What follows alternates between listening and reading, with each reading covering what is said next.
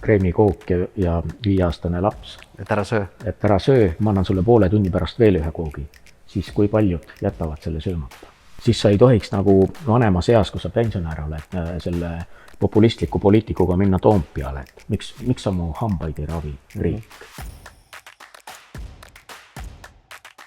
Räägime korraks siis rahalise vabaduse teekonnast ka, et sa oled ilmselt näinud ka meil rahalise vabaduse teekonna kaarti, et seal on siis inimesed, kes on siis ellujäämise tasandil, turvalisus, heaolu, jõukus ja rahaline vabadus. Ja me teame ka seda, et enamus ühiskonnast on täna seal ellujäämise tasandil, eks ju, kellel on rahavarud on vähem kui 3 kuud, nad ei investeeri, neil puudub nagu rahatarkus.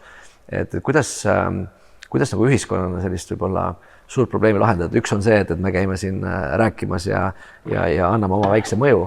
Aga et kas sa usud seda, et see ikkagi nagu majanduslik jõukus on võimalik iga inimese jaoks, kes teeb teatud samme, mida sina ja ma ise olen teinud? Eile, kui ma olin Viru keskuses avalikul salvestusel, siis oli samasugune küsimus ja vastus on nagu hea, et te kõik, kes te kuulate mind siin, te võite olla investorid, sellepärast, et hommikul, kui börs avatakse, osta omale üks Tallinna Kaubamaja aktsia ja te oletegi investorid. See ei tähenda, et te ei lähe rohkem tööle. Te jätkate oma elu ja see ei ole päeva pealt ja sa oled majanduslikult vaba. Sul on nagu aastakümneid vaja selleks vaeva näha, eks distsipliini pidada. Mis tähendab, et iga palgasaaja võib olla investor, aga iga investor loomulikult enam palgasaaja ei ole, eks, kui ta jõuab kuhugile. Eks see tegelikult on kõigi jaoks võimalik, aga me teame samas seda, et kõik seda ei tee. Jah, just nimelt. Kõik inimesed on erinevad ja igal ühel on omad prioriteedid. Mõni on ju rahul oma eluga, mis siis ei jätku. Ongi okei. Ja sa ei saa sundidagi teda. Aga see jällegi paneb ka vastutuse inimesele. Kui tal on okei, siis sa ei tohiks nagu vanemas eas, kui sa pensionär oled, selle populistliku poliitikuga minna Toompeale. Miks sa mu hambaid ei ravi, riik? Et see on ikkagi vastutuse võtmine. See on ka vastutus. See on täielikult vastutus.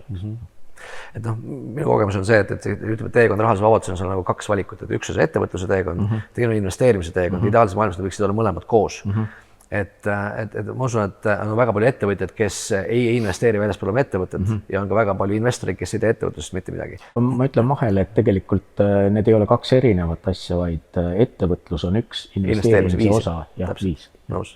Mis sa arvad, kas ettevõtjaks saamine nõuab mingisuguseid eeldusi või igaüks tegelikult on suuteline ettevõtjana edu saavutama? No ettevõtjaks saamine on kõigepealt see küsimus, kus sa pead esitama omale selle küsimuse, et kas ma esiteks suudan seda ja siis sul peab olema enda tunnetus, et jah, ma tahan nagu teha, ma julgen kukkuda, ma julgen edasi minna ja siis annab minna, eks, teise küsimuse peale, mida ma teen erinevalt konkurentidest. Ja kui sa sellele ka vastuse leiad, siis sa oled nagu ettevõtja täitsa valmis, aga see on ikkagi natukene sünnipärane. See on ka natukene kaasa antud see nende kreemikookide näite laste puhul. Oled ilmselt kuulnud või kes ei ole kuulnud, kui sul on kreemikook ja 5-aastane laps. Et ära söö. Et ära söö, ma annan sulle poole tunni pärast veel ühe koogi. Siis kui paljud jätavad selle söömata. Aga sa võid kohe süüa, aga siis sa pärast ei saa. Et umbes 10-15% lapsi on sellised, kes suudavad oodata, ülejäänud ei kavatsegi oodata. Ja nendel ülejäänutel on natukene raskem ettevõtjaks saada, mis ei tähenda, et neil eeldusi ei ole. Aga mingisugune see mingi drive ikkagi on olemas. Ma just kuulasin nagu sinu juttu ja ma kuidagi nagu märkasin seda, et sul on selline hästi kiire reageerimise võime, ma ei tea, kas sa oled ise seda märganud, eks ju, aga kui see nii-öelda ettevõtlusvõimalus tekkis, hakkasid kohe ettevõtjaks, kui börs avati, sa hakkasid kohe investeerima börsil, kui internet avati, sa tegid kohe endale interneti platvormi, mida müüa, et sa kuidagi ikkagi väga kiiresti reageerid nendele muutustele elus, et kas see muutustega kohanemine on ka sinu jaoks mingisugune tugevus või kuidas sa hindad? See kiiresti reageerimine tegelikult tähendab seda, et kui ma näen midagi uut, siis mul on esimene mõte, kuidas seda võiks ära kasutada. Seda mõtet ja kasutada ära niimoodi, et sa võiksid äri teha või raha teenida.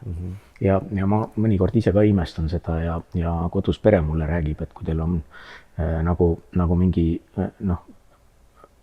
soov müüa liiva pedoiinidele, siis küll Raivo aitab, eks. Küll tal tekib kohe mõte, kuidas seda teha. Et nagu võimatust asjast ka võimalikuks teha. Et selle ideede genereerimine on selline loomulik protsess sinu jaoks? Ta tuleb kuidagi automaatselt mult välja, mis ei tähenda, et ma kogu aeg viin midagi ellu. See ei tähenda seda. Aga nagu ma enne ütlesin, väimehega istume saunas, siis ta räägime, arutame maailma asju ja ma alati leian sealt, et kuule, see oleks just see koht, kus võiks kuidagimoodi minna nii edasi. Ja siis ta ütleb, et kurat jah, võiks küll, ma ei oleks selle peale suutnud ise tullagi. Et sa proovid nagu mitte leida takistusi, vaid sa näed ainult lahendusi. Jällegi ma ei taha ennast kiita ja ma ei ole kõige võimekam inimene, aga kui sa natukene mõtled ja kas või nendest 100 erinevast variandist ühe enda jaoks tööle paned, siis on ju väga hea, sa ei jõua kõike teha korraga.